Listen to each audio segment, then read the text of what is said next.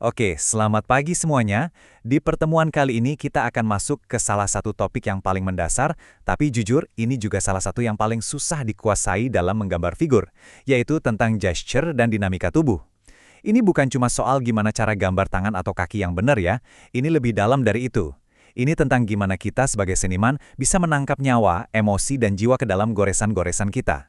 Nah, saya yakin pertanyaan ini sering banget muncul di kepala kalian kan? Mungkin kalian udah hafal proporsi, udah ngerti anatomi dasar, tapi kok hasilnya tetap aja kaku, kayak manekin toko baju. Nah, inilah masalah utama yang akan kita bongkar sama-sama hari ini. Dan jawabannya sebetulnya ada di satu kata, gesture. Jadi sebetulnya gesture itu apaan sih? Gini deh, anggap aja gesture itu adalah jiwanya, energinya, atau bisa dibilang alur cerita dari sebuah pose. Jadi sebelum kita pusing mikirin ototnya di mana, bajunya kayak gimana, kita harus tangkap dulu esensi gerakannya. Niat dari si figur itu mau ngapain. Inilah fondasi yang bakal nentuin gambar kalian hidup atau enggak. Coba perhatikan baik-baik slide ini. Ini penting untuk membedakan mana yang gesture, mana yang bukan. Lihat gambar di kiri. Itu bukan gesture, itu cuma coretan asal yang ragu-ragu. Nggak ada tujuannya. Gesture yang benar, itu yang di sebelah kanan. Dia berfungsi sebagai armature, atau kerangka kerja visual. Garisnya jelas, punya arah, dan menjadi pondasi untuk struktur selanjutnya.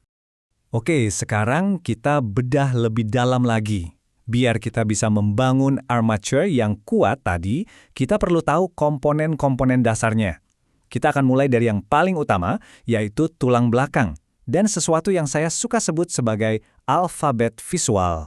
Coba lihat peta ini. Sebenarnya, tubuh manusia yang rumit itu bisa kita sederhanakan jadi 8 bagian utama saja. Ada kepala, tulang belakang, rongga dada, panggul, lalu sepasang lengan, dan sepasang kaki. Kuncinya adalah sadari bahwa 8 bagian ini tuh elemen yang terpisah, tapi semuanya saling nyambung untuk membentuk satu cerita visual yang utuh. Dari 8 bagian tadi, ada satu yang jadi rajanya. Sang jangkar, tulang belakang.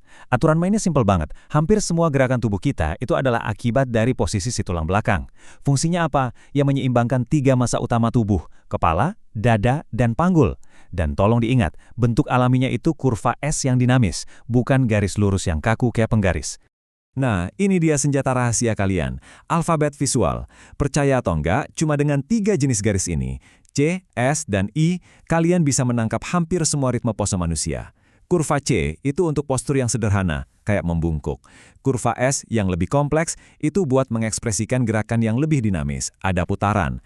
Terakhir, garis lurus I biasanya untuk menunjukkan tumpuan berat badan atau bagian tubuh yang lagi tegang. Oke, fondasinya udah dapat, sekarang saatnya kita pakai pengetahuan tadi untuk menciptakan sesuatu yang lebih dari sekedar gambar yang benar secara teknis. Kita akan belajar caranya menyuntikkan drama, energi, dan kehidupan ke dalam karya kita. Ini tolong dicatat ya, ini kesalahan paling umum yang harus dihindari. Efek manusia salju. Maksudnya apa? Kalau kalian cuma numpuk-numpuk bentuk yang simetris, kayak bikin manusia salju, hasilnya pasti kaku dan boring. Sebaliknya, coba deh gunakan garis-garis yang asimetris. Posisinya sedikit digeser atau offset. Kenapa? Karena ini memaksa mata yang melihat untuk bergerak mengikuti alur bentuknya, dan dari situlah muncul ilusi gerakan. Sebelum kita bisa bikin gerakan, kita harus paham dulu apa itu keseimbangan. Pada dasarnya, tubuh manusia yang lagi berdiri itu, sebuah aksi menyeimbangkan diri dari gravitasi. Coba deh tarik garis lurus vertikal dari lekuk leher ke lantai. Nah, garis itulah yang menentukan stabilitasnya. Ini adalah posisi default, posisi netral, atau posisi istirahat. Nah, disinilah bagian serunya. Untuk menciptakan drama, kita sengaja merusak keseimbangan tadi. Lihat deh figur pelari ini, dia sengaja menggeser massa tubuhnya, kepala, dada, panggul, menjauh dari garis gravitasi vertikal. Ketidakseimbangan yang disengaja inilah yang menciptakan energi kinetik. Rumusnya gampang, massa yang bergeser itu sama dengan energi plus drama. Ini satu lagi tips penting dalam storytelling visual.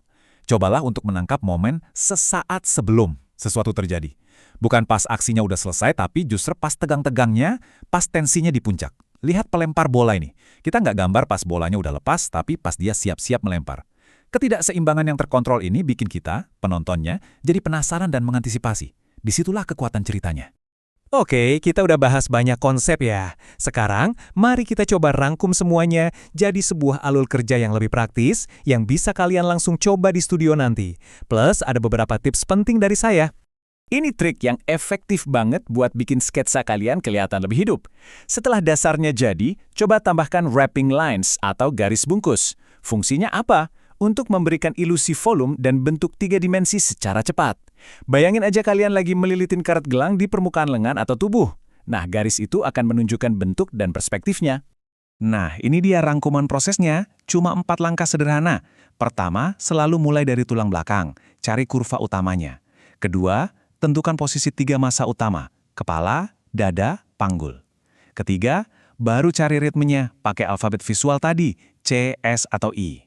Terakhir, cek lagi keseimbangannya, baru deh tambahkan volume, pakai garis bantu, atau wrapping lines. Dan mungkin ini pesan paling penting dari saya.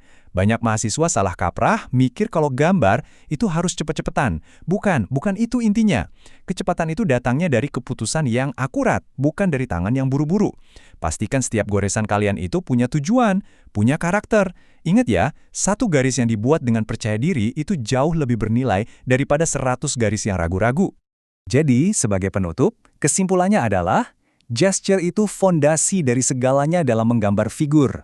Sebelum kalian sibuk menghafal nama-nama otot yang rumit, pastikan kalian sudah bisa merasakan dan menangkap irama, aliran, dan energi dari sebuah pose.